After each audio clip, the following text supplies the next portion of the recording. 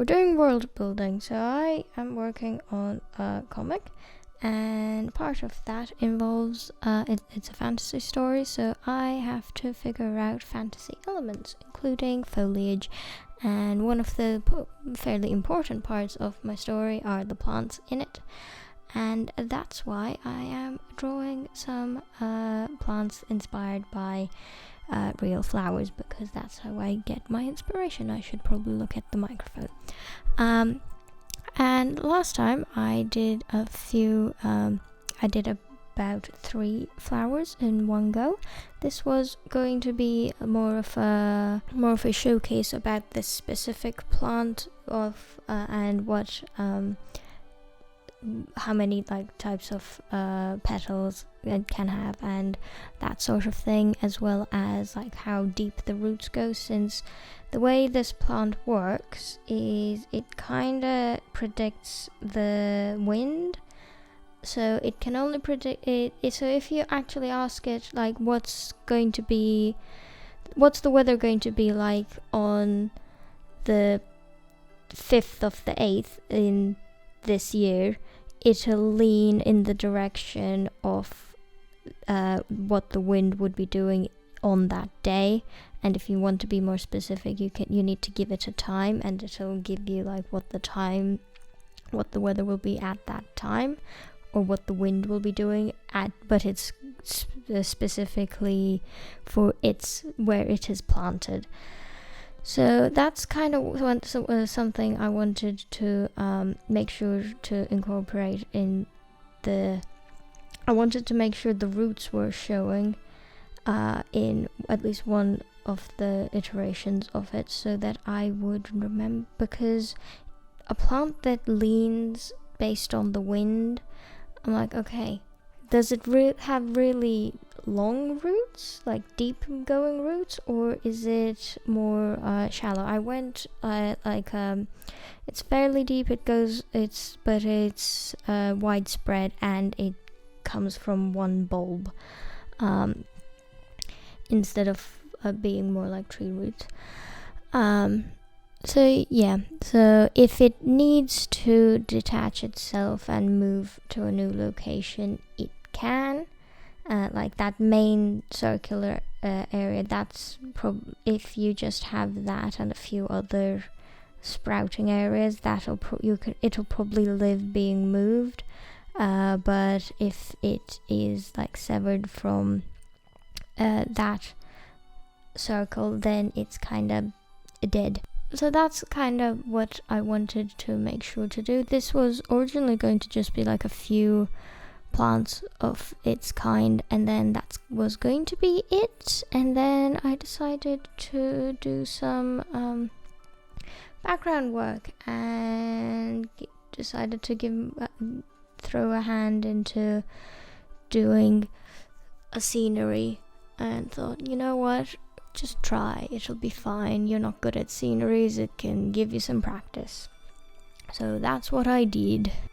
I'm trying not to oversaturate everything, and making sure that the main focus are actually the plants, because that is what I am drawing.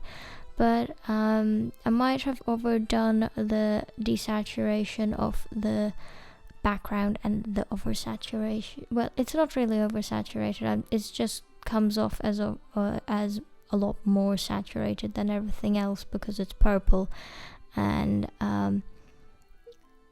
purple can be a bit much sometimes if you aren't careful, since the stems are also purple, but they're more of a greyish purple or lilac lilac-y color. So the stems look more like they fit in with the background, whereas the petals pop a bit more, which I find a bit interesting. I'm also coming to the terms with, okay, I have done something where they are some areas are underground. Some of them I didn't draw underground, because then I would just get lost in which root goes where. So and that's not the point. The point is I can actually see the anatomy of the plant. So some of them aren't fully visible underground, but that also comes to the question of how do I shade the underground bits, since I just kind of cut off part of the ground, and that's just more of a stylistic thing for this specific one instead of how things actually are, and I don't know how to shade it now. So that was interesting to deal with and figure out. Additional fun fact about these fictional plants is that they are fairly tall. It's not really obvious in this illustration because there's nothing to compare them to, but they are generally between knee to shoulder height. So that's interesting, I guess. Yeah.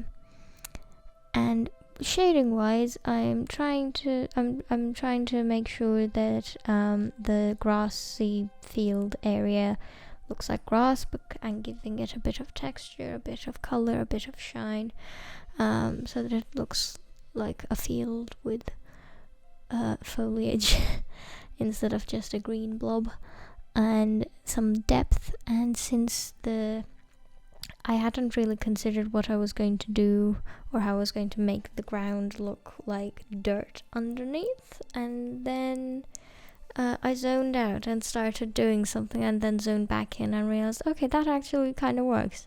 So that's a splatter brush from Photoshop, and I've kind of just made a layer with it.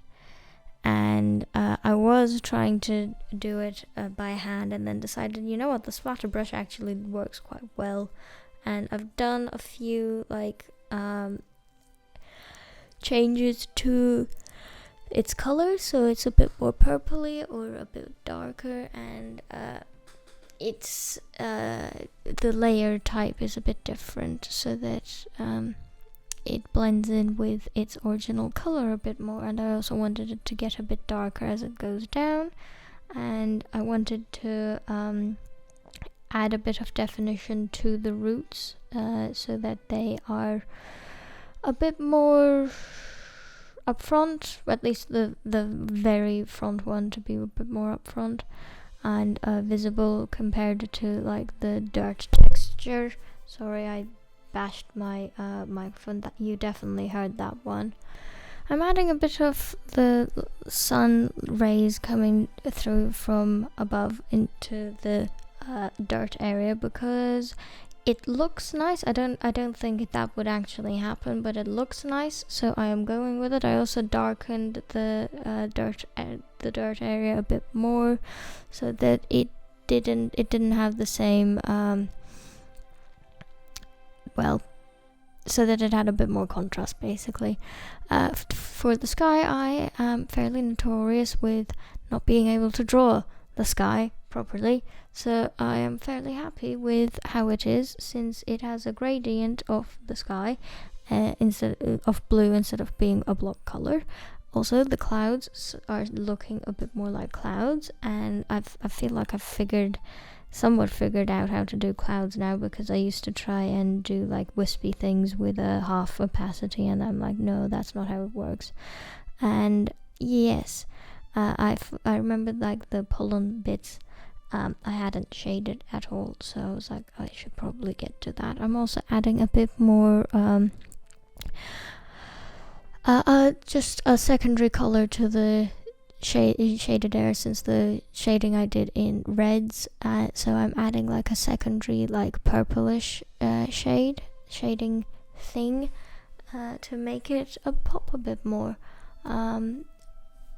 They definitely stand out compared to the background now, and it definitely adds a bit more of a saturation to the plants and the image, as well as I'm doing the same thing with the highlights, and I'm adding like a bit of green to them, slightly because it will be bounced off from the ground, slightly because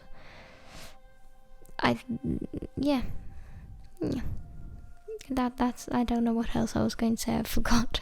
So yeah, mostly because there would be some green light bouncing from the ground.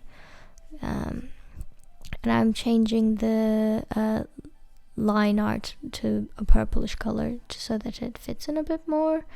And I'm playing around with some layer options and adjustment layers to see which works, which doesn't. I'm not sure if it's too saturated. The plants kind of look too saturated when everything else goes from desaturated to a decent amount of saturation. So I'm like messing about with that, trying to get all of that in the right amount. But yes, have a wonderful day. See you later, and goodbye.